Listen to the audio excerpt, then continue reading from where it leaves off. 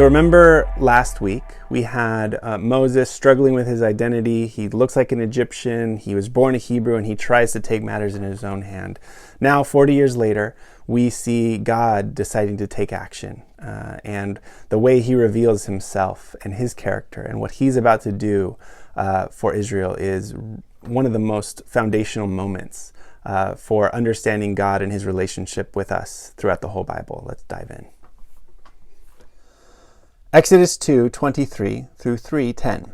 A long time passed, and the Egyptian king died. The Israelites were still groaning because of their hard work. They cried out, and their cry to be rescued from the hard work rose up to God. God heard their cry of grief, and God remembered his covenant with Abraham, Isaac, and Jacob. God looked at the Israelites, and God understood. Moses was taking care of the flock for his father-in-law Jethro, Midian's priest. He led his flock out to the edge of the desert, and he came to God's mountain called Horeb. The Lord's messenger appeared to him in a flame of fire in the middle of a bush. Moses saw that the bush was in flames, but it didn't burn up. Then Moses said to himself, "Let me check out this amazing sight and find out why the bush isn't burning up." Then the Lord saw that he was coming to look. God called to him out of the bush, "Moses, Moses." Moses said, "I'm here." Then the Lord said, "Don't come any closer. Take off your sandals because you are standing on holy ground."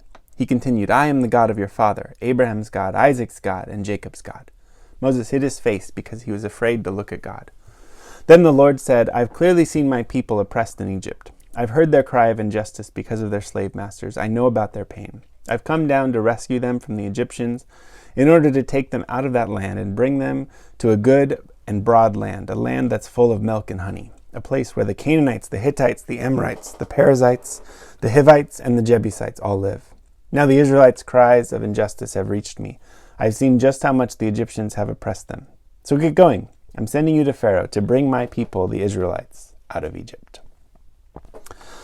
So this is really one of the most foundational stories for understanding God's character and God's relationship with his people. What this is about to start, the book of Exodus, is the main redemptive gospel moment of the Old Testament, paralleled only by the cross and the redemptive work of Christ in the New Testament. And so let's talk about maybe first, what do we learn about the Israelites here? They're called, these Israelites, we hear them, they're enslaved, they're groaning because of this hard work, because of their slavery, they're crying out to God. God names them in some pretty profound ways. He calls them my people, the Israelites. The God of the universe looks at this group of oppressed slaves and says, "These are my people." And so he says, "I have been the God of Abraham, of Isaac, of Jacob, and these people, this nation that has come out of them, these are my people." We looked at the foundational story of Abraham in Genesis 1 through 22. And we could go on about that. But let's talk about God here, because there's so much rich imagery and character traits talked about here. So this God, even just look at the verbs used about him. God hears the cry of grief. God remembers his covenant with Abraham. He looks at the Israelites. God understood. He comes and he appears. God is the one who appears in the flame to Moses. He's talking to Moses and he's describing what exactly has he seen and heard and remembered. He has clearly seen my people. Again, there's my people oppressed in Egypt. He's heard their cries of injustice. He knows about their pain. I love the parallels and the repetition of these words just keep showing up. What does he hear? He hears the cries of injustice. What does he understand? He understands their pain. He's clearly seen his people being oppressed.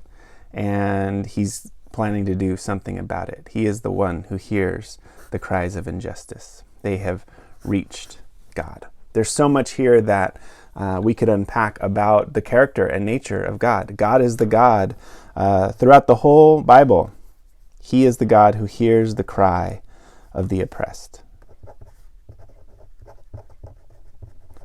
God is always going to hear the cry of the oppressed. Later on, when Israel will become the oppressor, the roles are reversed and the narrative shifts, and he comes with judgment against Israel, saying, you should have known. I am always the God who will hear the cry of the oppressed. And when you are perpetuating injustice, I'm going to have to do something about you. But here, it's Israel who are the slaves. They're the ones crying out.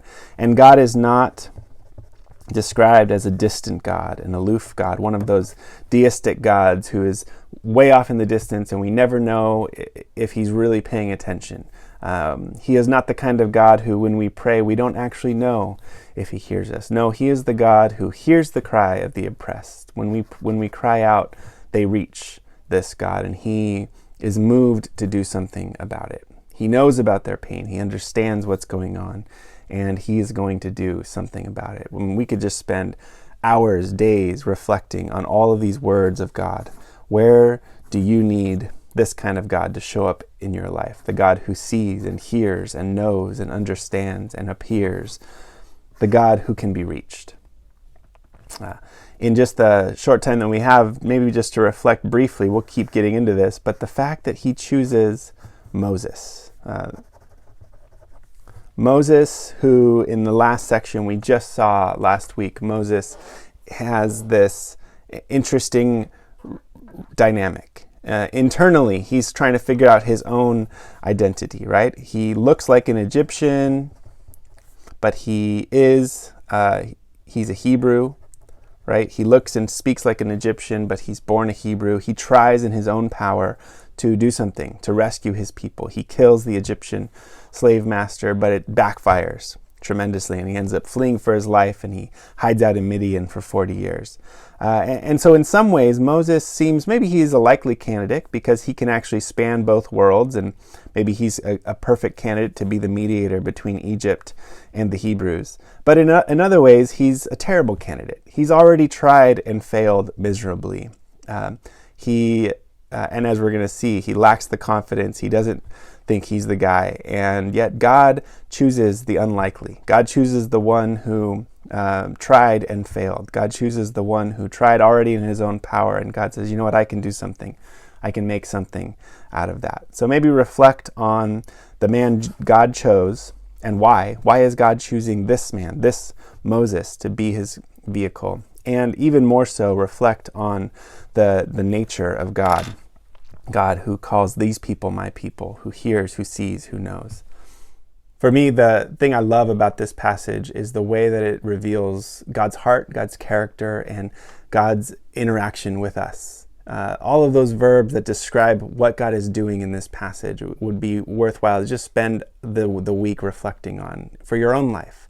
Where do you need to connect with the God who hears, who sees, who looks, who appears, the God who can be reached? How does that connect with you? What kind of cries are on your own heart? What are the people around you crying out for? Where do you see injustice and oppression and hurt and pain in the world around you? That's the God who is revealed here. Take some time this week with those words and that reflection.